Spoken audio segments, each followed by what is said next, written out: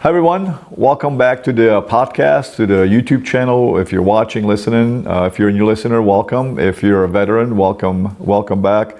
Hans, what's the deal with this flight and fight distance? Why is alert distance? Why is this something that you wanted to discuss? Well, it's important. It's important when we train the dog in defense drive. For the decoy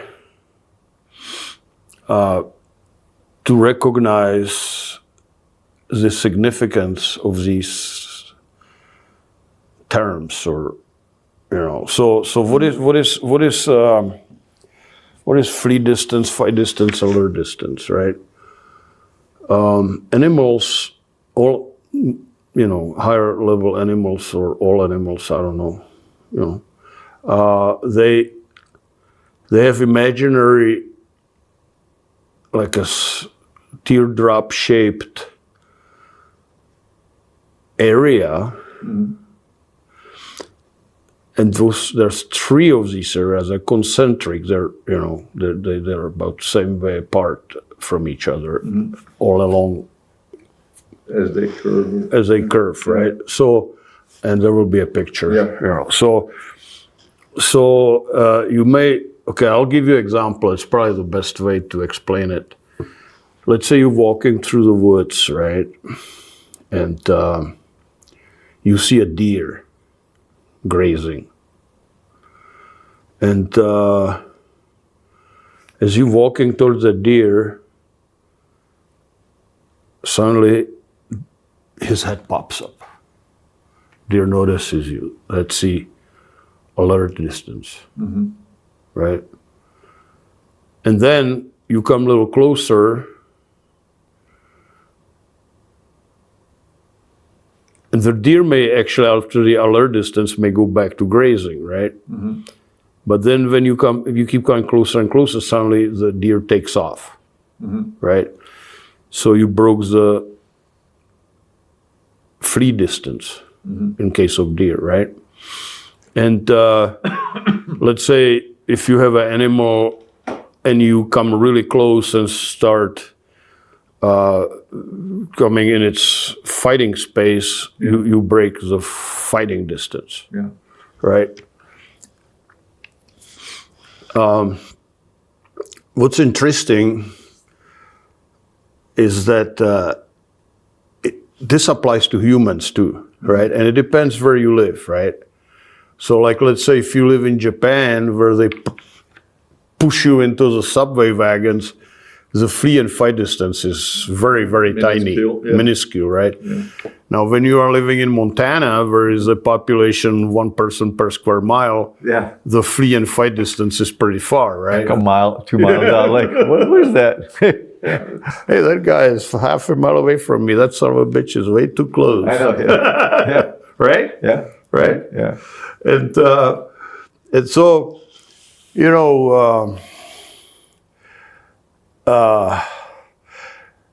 I was delivering dogs to Argentina, uh-huh. right? And for some reason, I want to know more. I've never been down South America, so, I went to bookstore and I picked up a book on customs in Argentina, mm-hmm. right? Yeah.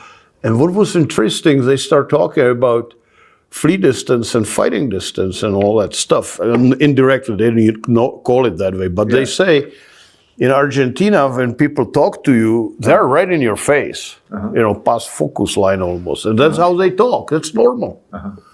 Yeah. They're really close. They talk to you from, foot from your face, literally, or to, like this far. And you keep backpedaling, right? And they keep coming at you, right? And so, and so there, the flee distance is different than, let's say, in America, right? In Montana. Right? Here in America, if you start talking to somebody from 12 inches from your face, from their face, you're risking they're going to punch you or push you away, right? At least. Yeah. Right? or they will think you are really weird if they are really polite, right? There was a Seinfeld episode, The Close Talker. Oh, yeah. He just always- That's the same. That's what they're making fun. I mean, the uncomfortable distance. So, I'm using these examples so you know what I'm talking about, right? So you have a person talking to you from 5 feet, you're okay, and you can test it. I've done it with people, you stay and they know about it, right? And that we're testing it. Okay. So, right? And so you keep coming closer and closer and you're okay with it, you're okay with it, you're okay with it, and suddenly you're not okay with it. You see, I broke the flee distance. Yeah. You can try it. Just go with a friend of yours. Yeah. And keep coming closer and closer and closer, and you will suddenly feel at one point that you're just too close. Yeah. So you just broke the flee distance. Yeah. Right? Yeah. And like flee meaning not flee the animal jumps and sucks blood, but flee like running away, taking off. Yeah. And then if you're pushing and coming really close, eventually the person push you away. Say, hey, what's your problem? Yeah. You broke the fighting distance. Yeah. Right? And so and the alert, of course, is you see a neighbor coming down the driveway, so you alert, that's alert distance. Yeah. That's not that important. But so you have a decoy, and you may notice, you see it all the time when our decoy in defense drive, especially on the green dogs, keeps coming at the dog, and dog is not doing anything until suddenly he makes one step and dog goes ape shit, right? Yeah. Yep. Because you broke the flee distance or fighting distance. Sometimes the fighting distance is ahead of flee distance, right? So when we train dogs, we want the fighting distance be ahead of the flee distance. In other words, we don't want the dog to flee. Yeah. Right? To fight. Yeah. We want them to fight on command. It's on command, okay? And you know what? But if you're coming to strange dog and you try to pet a strange dog, you're breaking fight distance. Yeah. You're gonna get bit. Yeah. Don't do that. Yeah. People say, well, is he mean? No. You're breaking his fighting distance. It's like me going up to you. We should say that to the person. I'm going to go up to you. You all the way, have a nose to nose this far apart. You will push me. Yeah. That's what you do to the dog. Yeah. Now imagine I come and start petting you on the head. With strangers. We should do a hidden camera. Start petting people on the head. Oh my God. Anyway, so as you see the flee distance, fighting distance, it's really important. Yeah, to understand. Right. Well, anyway, I never finished the story with the Argentina, right? Yes. So I went down I went to Argentina, and they talk to you like they're close talkers. So it was real. Yeah, and because I read it in that book, I was okay with it. Right. Yeah. Another funny thing was that down in Argentina, when you greet somebody. It's okay to insult them. That's like a sign of friendship. Like, we are so close, I can insult you a little bit. You son of a bitch, look how fat you are. Yeah. I come there and they say, oh, look how fat you are. So, oh, wow. And then I realized that's actually a compliment, kind of like I'm your friend. But that has nothing to do with flee or fight distance. It just comes together. Yeah, I read it in the same book where I read the flee and fight distance. Yeah. And so going back to dogs, when you training dog, you want to bring the fighting distance ahead of the flee distance, and you never want to cross the flee distance. Yeah.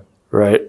So like with wildlife, like a deer, you first break the flee distance and deer runs away. If he would somehow got close to the deer and start fighting with it, he would fight back. If it was a personal protection trained deer by Hans. Okay, so this deer fought back. Hey, don't upset my apple cart here. Okay. Anyway, so even a little mouse, when you grab it, it'll bite you, right? Yeah. Because you broke the fight distance. Yeah. Right. But in our dogs, we want the fighting distance to be ahead of the flee distance. Okay, and so the decoy gotta recognize, as he is advancing, he's testing where is that fighting distance, right? Yeah. sometimes dog starts backing up. Yeah. Yeah. Right. So what I do, I force them not to be able to back up, and break the. So you when they're backing up, you breaking their flee distance, right? Yeah. And so you hold the dog tight, the handler, and we keep coming closer and closer. Finally, the dog says, "Okay, I cannot flee, so I gotta fight." Yeah. Right. And as soon as they fight, the decoy runs away. Yeah. Let him win. Yeah. And that's how the dog learns, okay, fleeing doesn't work, I gotta fight. That's how we train and defense these dogs. And people, of course, say, oh, are you making them scared? No, I'm making them brave. Yeah. Okay. But that's such a, and that's where Hans's expertise come in, and that's where it's in these videos, instructional videos, because it's a very, not delicate, but he explains this of what, it's not like you jump in and yes, you can destroy the dog. You can, Sure. yeah. People say, you're destroying the dog. Well, not me. You could probably destroy the dog that way, but not me, because I don't go there. Yeah, it's like putting ingredients in front of you. I mean, not you, but I'm just saying you have salt, but a master chef will make a delicious meal out of it, but I'll over-salt the darn thing. Right? Yeah. Same ingredients. Yeah, same ingredients, So exactly. concept, Yeah, right? good explanation. Yeah. Yeah. So it's You there's nothing wrong with the ingredients. know. Right. Now, I want to say one more thing about the flee distance and fight distance. It's not a concentric circle; it's teardropped, and I showed the picture. So you can tolerate person much closer to you when they're in front of you than when they're behind you. Mm-hmm. So when they're coming from behind you, you are less tolerant to it. Mm-hmm. Right? Makes sense because I'm because you cannot see. You feel more vulnerable. Yeah. Another thing is the flee distance and fighting distance expands at night or in strange environment and stuff like that. Yeah. Okay, so and that's all applicable when you train the dog. Like when we do night training, you can see the dogs reacting from much bigger distance than when you're doing it in familiar training arena in the training, right? So that's why it's so important to take these dogs in strange environments, so you see how they're gonna react and all that. Eventually, of course, you want the dog to react on command, regardless how far. Mm-hmm. All right, that's sometimes a problem, right? Yeah. You give the dog alert, and the dog doesn't alert. They look, but they don't act aggressively until you break the fight distance. Yeah. Okay. Yeah. So.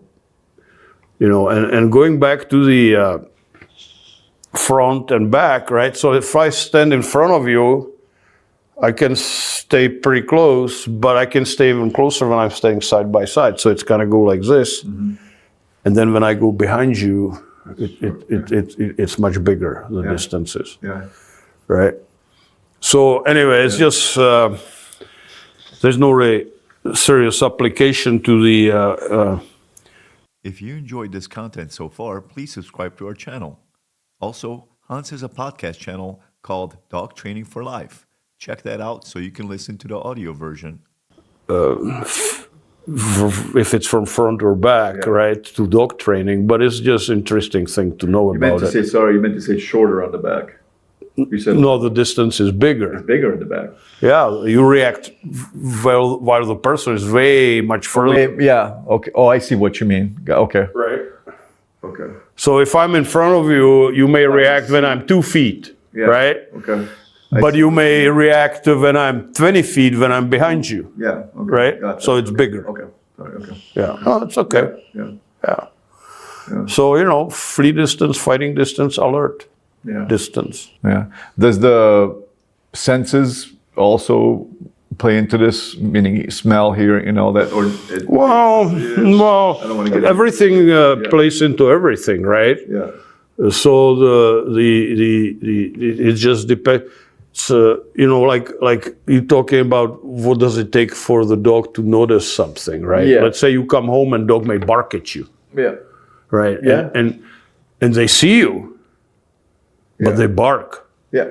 Right. Why they bark at me? Don't they see me? Yeah. And then you say something. Yeah. And they still may bark. And then they smell you and they stop. Mm-hmm. Usually dog needs at least 2 or even 3 confirmation that it is you. Okay, that's a good one. Right? Yeah. So like I can walk to my house and my dogs bark, and I say, shut up. And they already know it's me. So they got 2 confirmations. They have 2 confirmation. One is... Yeah, one, one, so that's that. But that has nothing much to do with the flee distance or fighting distance. It's part of it, kind of, but, it's we don't want to get on too many tangents here. Yeah, no, keep it to one thing. So. Yeah, so that makes sense. Anyway, flee distance, fighting distance. Yeah, makes sense. Alert distance. You understand. Hunters may use it. Yeah. You hunting a deer and you're coming closer and closer and closer, and suddenly you made that one step and boom, they're gone. That's it. Yeah. You just crossed the flee distance the flee distance. Yeah. And the people say, well, he didn't know. They probably knew about you way before you knew about them. Yeah. And they completely ignore you. Yeah. Right. Yeah. Well, I said, well, why would they ignore me? Because you didn't cross their flee distance. They know. Yeah. They're genetically predisposed where their flee distances and where their experiences. You see that in like safari movies in Africa where the lion is, or the buffalo, they're just still grazing. And they're completely careless, you think. Yeah, they see it. Yeah. They know their distance. Yeah, now and then when the lion fools the flee distance and fighting distance, that's when they charge. Yeah. Right? Yeah. Because they know, okay, now I can get it. Yeah. But the antelope which is alert, will not allow the lion come that close. That's why and usually it's a young or older, Yeah. That's what they go for. Generally. That's what they go for, yeah. They're smart too. Yeah, so it all has to do with flee distance and fighting distance. Most people don't know about this, but it's a really important part of the decoying, training protection, the dogs, and you petting strange dogs. Yeah, even just everyday life.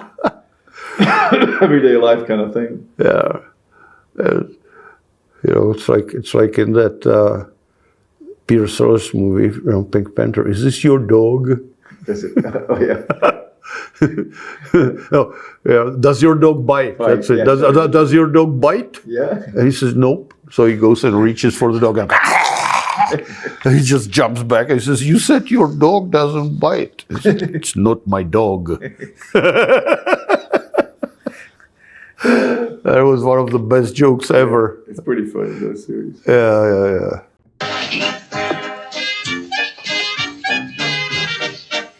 Does your dog bite? No? Oh.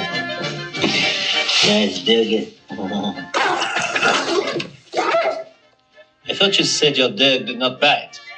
That is not my dog. All right. Anything you want to He say? broke a fight distance right there. Yeah. It doesn't matter what size dog. It's the same concept. It's just genetically in the It was a dog. dachshund or something. Yeah. They're pretty fierce, actually, dachshunds are. Yeah. The true dachshunds. Yeah, they're fierce little hunters. All right, well, that's about it. All right. If you enjoyed this episode, make sure you subscribe, share, all that good stuff. If you're interested in purchasing a puppy or a trained adult, Hans is your man. These dogs come in from the Czech Republic. These are actual Czech dogs. So talk to Hans. His information is down below the video. Email him, call him. Also, if you're looking for how to train a personal protection dog, if you want more knowledge. Many different videos on different training. Just check the page. Just check the page, yeah. But I like to say it. Yeah, protection, obedience, like how to feed puppies raw. How to feed puppies raw, all the good stuff. And we're adding videos to it from all the time now. So check that page out at Alpine Canine. Real, like REAL. Hans says I say it too fast, so real, not like fishing reel, but realistic. So check it out. Real, like Real Madrid. Yeah, there you go. I thought the same thing. It's funny that you said that. Real Madrid. Yeah, of course, people don't know what the heck it is. Some people do. So, all right. Thanks for. It's a soccer team. It's a soccer team. Yeah, football soccer team. Yeah. Thanks for coming, watching, listening, consuming all this good stuff. And we really appreciate you guys. Yeah, we really do. So thank you again. Ahoy.